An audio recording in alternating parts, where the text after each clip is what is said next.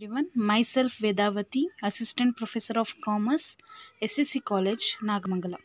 In last video, we are discussing about Model 3 of CMI, Forward and Future. But in part 1 video, we are discussing briefly about Forward contract. In this video, we are discussing about Future contract. Okay. Future contract. The meaning of future contract: a contract in which the parties agree to exchange the asset for cash at a fixed price and at a future specified date is known as a future contract. Okay, illu kuda two parties ಇರ್ತಾರೆ. Parties agree to exchange, ಇಲ್ಲಿ exchange ಮಾಡ್ಕೊಳ್ಳೋ ಒಂದು agreement ನಡೆಯುತ್ತೆ. ಅಸೆಟ್ಸನ್ನು at a fixed price and at a future specified date is known as a future contract ಅಂತ ಹೇಳ್ತೀವಿ. ಇಲ್ಲಿ forward contract and future contract it has same meaning ಅಲ್ವಾ. ಇಲ್ಲಿ ಫಾರ್ವರ್ಡ್ ಕಾಂಟ್ರಾಕ್ಟ್ ಅಂತ ಬಂದ್ರೂ ಅಲ್ಲೂ ಕೂಡ ಟು ಪಾರ್ಟೀಸ್ ಬರ್ತಾರೆ, agree to exchange the asset ಬರುತ್ತೆ, ಅದು ಫಿಕ್ಸ್ಡ್ ಪ್ರೈಸ್ ಆಗಿರುತ್ತೆ ಆ್ಯಂಡ್ ಫ್ಯೂಚರ್ ಸ್ಪೆಸಿಫೈಡ್ ಡೇಟ್ ಆಗಿರುತ್ತೆ ಅಲ್ವಾ. ಇದನ್ನೇ ನಾವು ಫಾರ್ವರ್ಡ್ ಕಾಂಟ್ರಾಕ್ಟ್ಗೂ ಡೆಫಿನೇಷನ್ ಹೇಳ್ತೀವಿ. ಬಟ್ ಇಲ್ಲಿ ಡಿಫ್ರೆನ್ಸ್ ಏನು ಅಂತ ಬಂದಾಗ ಮೇಯ್ನಾಗಿ it is a standardised contract. Okay, standardised contract ಆಗಿರುತ್ತೆ and it traded in organised stock exchange. ಇದು ಆರ್ಗನೈಸ್ಡ್ ಸ್ಟಾಕ್ ಎಕ್ಸ್ಚೇಂಜಲ್ಲಿ ಆಗುತ್ತೆ. ಇನ್ನೊಂದು ಮೇನ್ ಥಿಂಗ್ ಏನು ಅಂತ ಅಂದರೆ ಇಲ್ಲಿ ಮಾರ್ಜಿನ್ ಪೇಮೆಂಟ್ ಅಂತ ಹೇಳ್ತೀವಿ.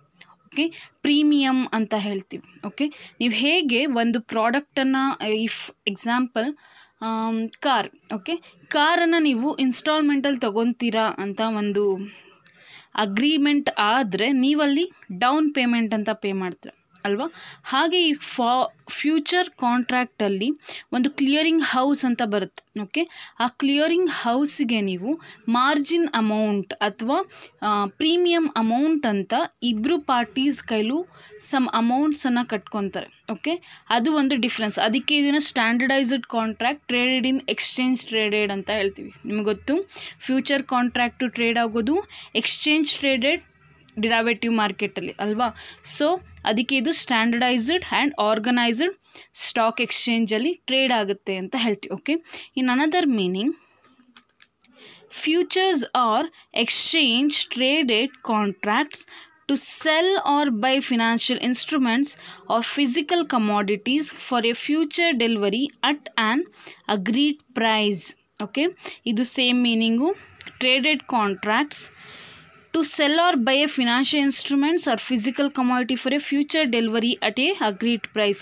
ಟುಡೇ ಏನು ಅಗ್ರಿ ಮಾಡಿರ್ತೀವಿ ಆ ಪ್ರೈಸ್ಗೆ ಫ್ಯೂಚರಲ್ಲಿ ಡೆಲಿವರಿ ಮಾಡಿ ಸೆಟಲ್ಮೆಂಟ್ ಮಾಡಿಕೊಂಡ್ರೆ ಅದನ್ನು ಫ್ಯೂಚರ್ ಕಾಂಟ್ರಾಕ್ಟ್ ಅಂತ ಹೇಳ್ತೀವಿ. ಇದನ್ನು ನೀವು ಸಿಂಪಲ್ಲಾಗಿ ಎಕ್ಸ್ಚೇಂಜ್ ಟ್ರೇಡೆಡ್ ಕಾಂಟ್ರಾಕ್ಟ್ ಅಂತ ಹೇಳ್ಬೋದು. ಆವಾಗ ನೀವು ಇದನ್ನು ಮೆನ್ಷನ್ ಮಾಡಿದ್ರೆ ಅದು ಸ್ಟ್ಯಾಂಡರ್ಡೈಸ್ಡ್ ಮತ್ತು ಆರ್ಗನೈಸ್ಡ್ ಅಂತ ಅಲ್ಲೇ ಮೀನಿಂಗ್ ಬಂದುಬಿಡುತ್ತೆ. ಸೊ ಇದನ್ನು ಎಕ್ಸ್ಚೇಂಜ್ ಟ್ರೇಡೆಡ್ ಕಾಂಟ್ರಾಕ್ಟ್ಸ್ ಅಂತ ಹೇಳ್ತೀವಿ. ಅದಾದಮೇಲೆ ಮುಂದಿನ ಡೆಫಿನೇಷನನ್ನು ಕೊಡ್ತಾ ಹೋಗಿ. Okay, then what are all the features of future contract? Okay, futures contracts are traded on an exchange ಟ್ರೇಡೆಡಲ್ಲಿ ಟ್ರೇಡ್ ಆಗುತ್ತಲ್ವ, the first meaning. Okay, first feature. Then futures contracts are highly standardized. It is one of the standardized method of contract. So ಇದು ನಾವು standardized contract ಅಂತಲೂ ಹೇಳ್ತೀವಿ. Okay, then a single clearing house acts as the counterparty for all future contract. counterparty ಅಂದರೆ ನಿಮಗೆ meaning ಗೊತ್ತಿದೆ ಅಲ್ವಾ. ಅಂದರೆ ಇಲ್ಲಿ ಎ ಆ್ಯಂಡ್ ಬಿ ಅಂದರೆ ಎ ಆ್ಯಂಡ್ ಬಿ ಪಾರ್ಟೀಸ್ ಇರ್ತಾರೆ. ಇಲ್ಲಿ ಎ ಏನಿರ್ತಾನೆ, ಎ ಇಬ್ಬರ ನಡುವೆ ಒಂದು ಆರ್ಗನೈಸೇಷನ್ ಬರುತ್ತೆ. ಈ ಆರ್ಗನೈಸೇಷನ್ ಇವೆರಡರ ನಡುವೆ ಒಂದು ಮೀಡಿಯೇಟರ್ ಆಗಿ ಅಥವಾ ಗ್ಯಾರಂಟಿಯರ್ ಆಗಿ ಬರುತ್ತೆ. ಇವರಿಬ್ಬರು ಹತ್ರನೂ ಸಮ್ ಅಮೌಂಟನ್ನು ರಿಸೀವ್ ಮಾಡ್ಕೊಳ್ಳುತ್ತೆ. ಓಕೆ, ಅಂದರೆ 500 ಇರ್ಬೋದು, 1000 ಇರ್ಬೋದು. ಆ ಕಾಂಟ್ರಾಕ್ಟ್ ಬೇಸಿಸಲ್ಲಿ ಸರ್ಟೇನ್ ಮಾರ್ಜಿನ್ ಅಮೌಂಟ್, ಅಂದರೆ ಇಷ್ಟು ರೂಪಾಯಿ ಕಾಂಟ್ರಾಕ್ಟ್ ಮಾಡ್ತಾರೆ ಅಂದರೆ ಇಷ್ಟು ಮಾರ್ಜಿನ್ ಅಮೌಂಟನ್ನು ಇದು ಒಂದು ಮಾರ್ಜಿನ್ ಪೇಮೆಂಟ್ ಅಥವಾ ಪ್ರೀಮಿಯಮ್ ಅಂತ ಇಟ್ಟಿರುತ್ತೆ. ಓಕೆ, ಅದನ್ನು ಇಟ್ಕೊಂಡು ಅದನ್ನು ಇಬ್ಬರ ಹತ್ರನೂ ರಿಸೀವ್ ಮಾಡುತ್ತೆ. ಇಫ್ ಎ ಏನಾದರೂ ಈ ಕಾಂಟ್ರಾಕ್ಟ್ನ ಅರ್ಧದಲ್ಲೇ ಬಿಟ್ಟು ಹೋದರೆ ಎ ಏನು ಕೊಟ್ಟಿರ್ತಾನೆ ಆ ಮಾರ್ಜಿನ್ ಅಮೌಂಟ್ನ ಬಿ ಕೊಟ್ಟು ಅವನ ರಿಸ್ಕನ್ನು ಕಡಿಮೆ ಮಾಡುತ್ತೆ. ಇಫ್ ಬಿ ಹೋದರೆ ಎಗೆ ಕೊಟ್ಟು ರಿಸ್ಕನ್ನು ಕಡಿಮೆ ಮಾಡುತ್ತೆ. ಇಲ್ಲಿ clearing house counter party for all the future ಕಾಂಟ್ರಾಕ್ಟಿಗೆ ಹೆಲ್ಪ್ ಮಾಡುತ್ತೆ. ಓಕೆ, ಆ್ಯಕ್ಟ್ ಮಾಡ್ತಾ ಹೋಗುತ್ತೆ. Okay, future contracts require a margin to be posted at the contract initiation. ಅದೇ ಹೇಳಿದ್ದು, ಕಾಂಟ್ರಾಕ್ಟ್ ಇನ್ಸಿಯೇಷನ್ ಸ್ಟೇಜ್ ಏನಿರುತ್ತೆ ಆ ಟೈಮಲ್ಲಿ ಇಲ್ಲಿ ಇವರು ಮಾರ್ಜಿನ್ ಅನ್ನು ಪೇ ಮಾಡಬೇಕು, ಆ ಆರ್ಗನೈಸೇಷನ್ಗೆ ಮಾರ್ಜಿನನ್ನು ಪೇ ಮಾಡಬೇಕು. Okay, the government regulates future market. ಅಲ್ಲಿ ಫಾರ್ವರ್ಡ್ ಕಾಂಟ್ರಾಕ್ಟನ್ನು ಯಾವುದೇ ಲೀಗಾಲಿಟಿ ಇಲ್ಲ, ಏನು ರಿಸ್ಟ್ರಿಕ್ಷನ್ಸ್ ಇರೋದಿಲ್ಲ. ಬಟ್ ಇದು ರೆಗ್ಯುಲೇಟ್ ಆಗೋದು ಗೌರ್ಮೆಂಟಿಂದ ಆಗಿರೋದ್ರಿಂದ ಇಲ್ಲಿ ಲೀಗಲ್ ಆ್ಯಕ್ಟಿವಿಟೀಸನ್ನೇ ಮಾಡಬೇಕು, ಕೊಲ್ಯಾಟ್ರಲ್ ಇರಬೇಕು, ಆಮೇಲಿಂದ ಸಮ್ ರಿಸ್ಟ್ರಿಕ್ಷನ್ಸ್ ಇರಬೇಕು. ಇದೆಲ್ಲ ಕೂಡ ಇಲ್ಲಿ ಬರ್ತಾ ಹೋಗುತ್ತೆ. Last point, it is legal agreement ಅಂತ ಹೇಳ್ತೀವಿ. ಅದೇ ಗೌರ್ಮೆಂಟ್ ರೆಗ್ಯುಲೇಷನ್ ಆಗಿರೋದ್ರಿಂದ ಇದು ಲೀಗಲ್ ಅಗ್ರಿಮೆಂಟ್ ಅಂತಲೂ ಹೇಳ್ಬೋದು. Okay, then types of futures. ಇಲ್ಲಿ ಈ ಫ್ಯೂಚರ್ಸನ್ನು 2 ಟೈಪ್ಸ್ ಆಗಿ ಡಿವೈಡ್ ಮಾಡ್ತಾರೆ. ಚಾರ್ಟ್ ಮುಖಾಂತರ ನಿಮಗೆ ಎಕ್ಸ್ಪ್ಲೇನ್ ಮಾಡ್ತೀನಿ ಸಿಂಪಲ್ಲಾಗಿ.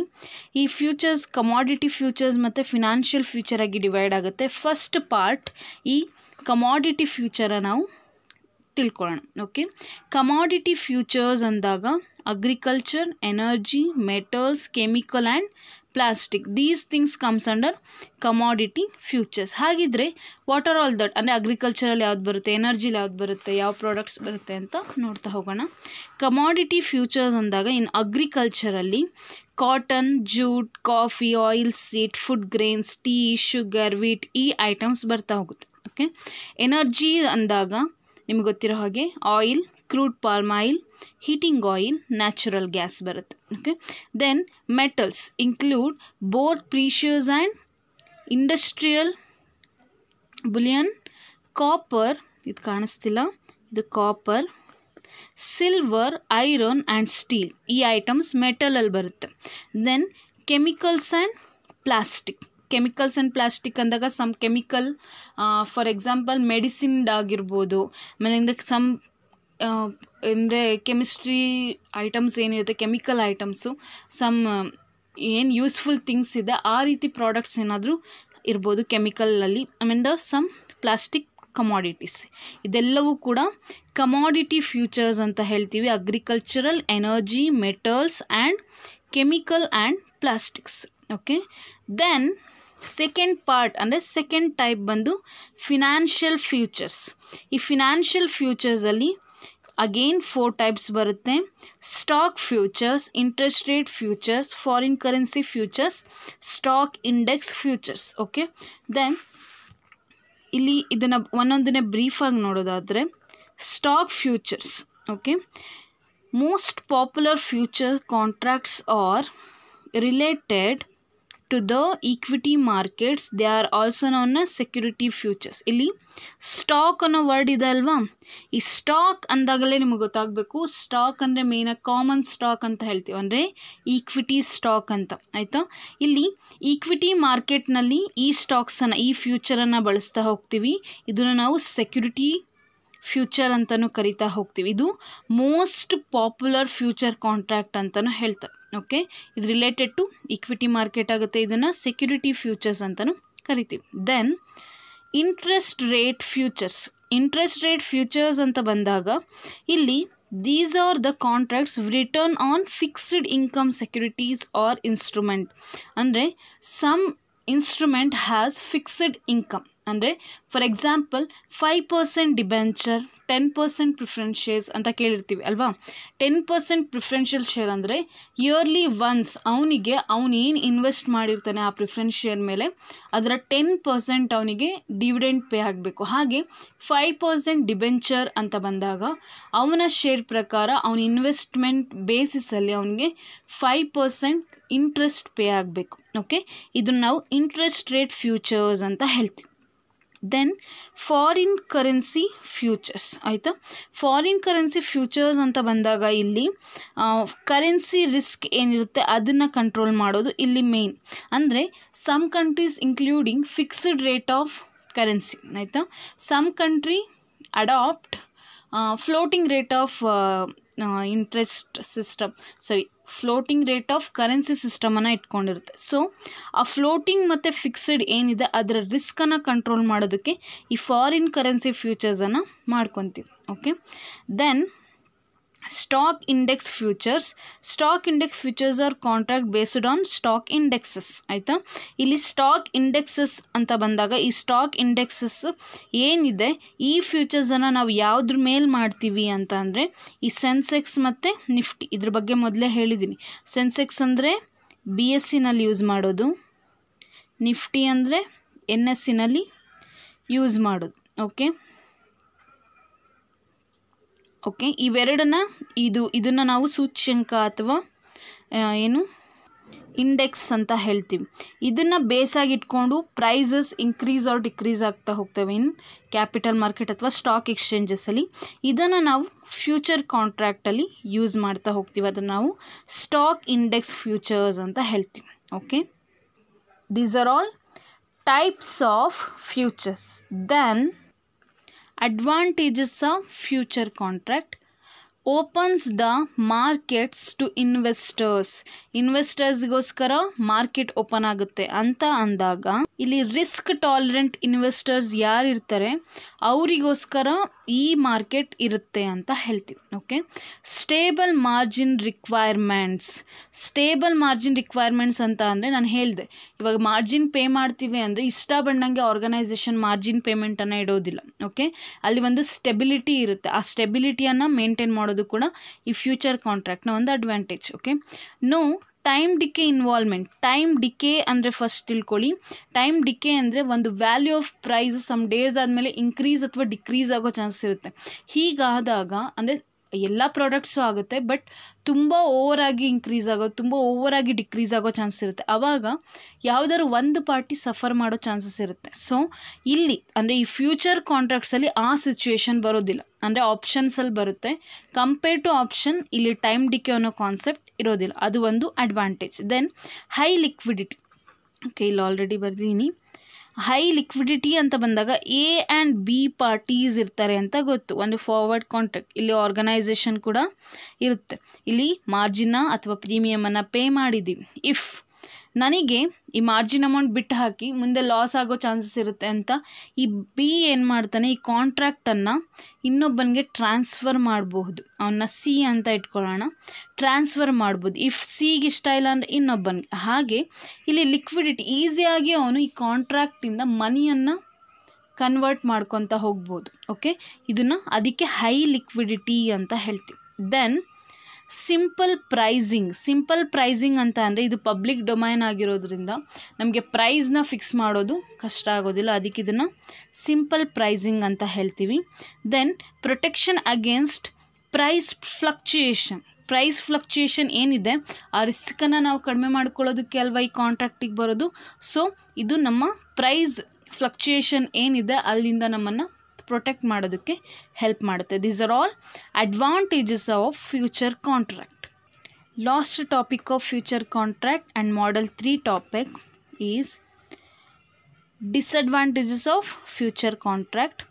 No control over future event. Future events ಅಂದರೆ ನಾವು ಏನು ಥಿಂಕ್ ಮಾಡ್ಬೋದು, ನ್ಯಾಚುರಲ್ ಡಿಸಾಸ್ಟರ್, ಎನ್ವಿರಾನ್ಮೆಂಟಲ್ ಡಿಫಿಕಲ್ಟೀಸ್ ಅಂತ ಹೇಳ್ಬೋದು ಇದನ್ನು. ಅಂದರೆ economic difficulties and environmental difficulties and social difficulties and political difficulties ಅಂತೀವಿ. ಎಕ್ಸ್ಟರ್ನಲ್ ಫ್ಯಾಕ್ಟರ್ಸ್ ಅಂತ ಏನು ಹೇಳ್ತೀವಿ ಆ ಫ್ಯಾಕ್ಟರ್ಸ್ ಈ ಫ್ಯೂಚರ್ ಇವೆಂಟ್ಸ್ ಅಂತ ಹೇಳ್ಬೋದು ಅಲ್ವಾ.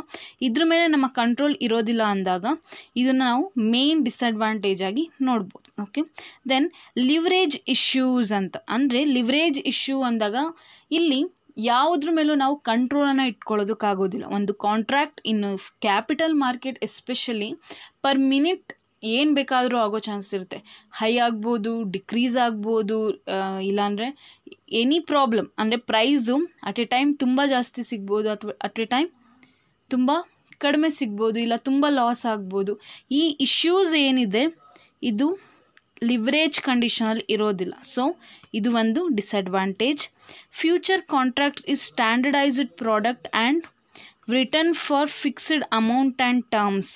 ಅಂದರೆ ಇಲ್ಲಿ ನಾವು ನಮಗೆ ಇಷ್ಟ ಬಂದಂಗೆ ನಾವು ಕಾಂಟ್ರಾಕ್ಟನ್ನು ಮಾಡೋ ಹಾಗಿಲ್ಲ. ಇಲ್ಲಿ ಫಿಕ್ಸ್ಡ್ ಅಮೌಂಟನ್ನು ಆರ್ಗನೈಸೇಷನ್ ಅಥವಾ ಕ್ಯಾಪಿಟಲ್ ಮಾರ್ಕೆಟ್ ಡಿಕ್ಲೇರ್ ಮಾಡುತ್ತೆ, ಟರ್ಮ್ಸ್ನು ಕೂಡ ಕ್ಯಾಪಿಟಲ್ ಮಾರ್ಕೆಟೇ ಡಿಕ್ಲೇರ್ ಮಾಡೋದ್ರಿಂದ ಇಲ್ಲಿ ನಮಗೆ ಯಾವುದೇ ಫಿಕ್ಸ್ಡ್ ಅಮೌಂಟನ್ನು ಇಡೋ ಚಾನ್ಸ್ ಇರೋದಿಲ್ಲ. ಅದಕ್ಕೆ ಇದನ್ನು ಒಂದು ಡಿಸಡ್ವಾಂಟೇಜ್ ಅಂತ ಹೇಳ್ತಾರೆ. It offers only A partial hedge ಅಂತ ಅಂದಾಗ ಕಂಪೇರ್ ಟು ಫಾರ್ವರ್ಡ್ ಇಲ್ಲಿ ಹೆಡ್ಜಿಂಗ್ ಪ್ರೊಸೆಸ್ ಕಡಿಮೆ, ಯಾಕೆಂದರೆ ರಿಸ್ಟ್ರಿಕ್ಷನ್ಸ್ ಇರುತ್ತೆ, ಲೀಗಲ್ ಪ್ರೊಸೀಜರ್ ಇರುತ್ತೆ, ಇನ್ನೊಂದು ಮಾರ್ಜಿನ್ ಪೇ ಮಾಡ್ತೀವಿ. ನಾನು ಬಿಟ್ಟು ಹೋಗ್ತೀನಿ ಅಂದರೆ ಫಾರ್ವರ್ಡ್ ಕಾಂಟ್ರಾಕ್ಟಲ್ಲಿ ಏನು ನನಗೆ ಲಾಸ್ ಆಗ್ತಿಲ್ಲ, ಬಟ್ ಇಲ್ಲಿ ಬಿಟ್ಟು ಹೋದರೆ ಮಾರ್ಜಿನ್ ಲಾಸ್ ಆಗುತ್ತೆ. ಈ ರೀತಿ ಒಂದು ಹೆಡ್ಜಿಂಗ್ ಪ್ರೊಸೆಸ್ ಏನಿದೆ ಅದು ಪಾರ್ಷಿಯಲ್ ಆಗಿರುತ್ತೆ ಇಲ್ಲಿ. Then it is subject to basic risk which is associated with imperfect hedging using futures. Okay, subject to basis risk. Imperfect hedging ಅಂದರೆ ಇದನ್ನು ಕ್ರಿಟಿಸೈಸ್ ಮಾಡಬೇಕಾದ್ರೆ ಹೇಳ್ತಾರೆ ಡಿರೈವೇಟಿವ್ಸನ್ನು. ಇಲ್ಲಿ ಅನ್ನಾಲೆಡ್ಜಬಲ್ ಪೀಪಲ್ ಇಲ್ಲಿ ಕಾಂಟ್ಯಾಕ್ಟ್ ಮಾಡಿದ್ರೆ ಡೇಂಜರಸ್ ಥಿಂಗ್ ಆಗುತ್ತೆ, ಅವರಿಗೆ ಲಾಸಸ್ ಆಗುತ್ತೆ. ಅದಕ್ಕೋಸ್ಕರ ಇಲ್ಲಿ ಇಂಪರ್ಫೆಕ್ಟ್ ಹೆಡ್ಜಿಂಗನ್ನು ಅಸೆಟ್ ಅಂದರೆ ಇದು ಇಂಪರ್ಫೆಕ್ಟ್ ಹೆಡ್ಜಿಂಗು ಜಾಸ್ತಿ ಆಗೋ ಚಾನ್ಸ್ ಇರುತ್ತೆ, ಆ ರಿಸ್ಕು ಜಾಸ್ತಿ ಇರುತ್ತೆ ಅಂತ ಈ ಫ್ಯೂಚರ್ ಕಾಂಟ್ರಾಕ್ಟನ್ನು ಹೇಳ್ತಾ ಹೋಗ್ತಾರೆ. Okay, this are all about future contract disadvantages. Okay, if any doubt regarding future contract, please ask me. And thank you for watching this video. ಈ ಟಾಪಿಕ್ ಆದಮೇಲೆ ಇನ್ ಪ್ರಾಬ್ಲಮ್ ಬಿಟ್ಟು ಈ theory part of Model 3 of CMI completed. Thank you.